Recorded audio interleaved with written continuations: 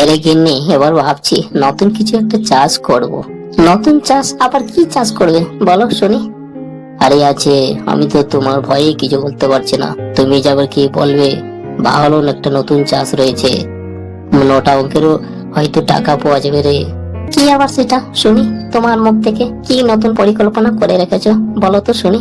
আরে শুনলে তুমি অবাক হয়ে যাবে, কিন্তু তুমি করতে দিবে কিনা সেটাই তো আমি ভাবছি। তোমার যে আবার কথা। কি বলো দেখি শুনি, একবার বলো তো। আরে আপেল চাষ, আপেল চাষ শুনেছো? এই আমাদের এলাকাও তো আপেল চাষ হয় এদিকে। তোমার কি মাথাটা গেছে? আপেল চাষ শুনেছি নাকি পাহাড়ি এলাকা হয়, এখানে কি করে সম্ভব আপেল চাষ? আরে না রে না রে, হয় হয় হয়। এবার ভাবছি উঠোনে না হয় আপেল চাষটা করি, দেখা যাক না। এই প্রভু, এ তো আমার মাথা মোটা স্বামী, দেখো সুবুদ্ধি প্রদান করো। যাক, ভগবান মনে করুক, করো তোমার যেটা ভালো হয়, আমি আর এই ব্যাপারে কিছু কব না, করো।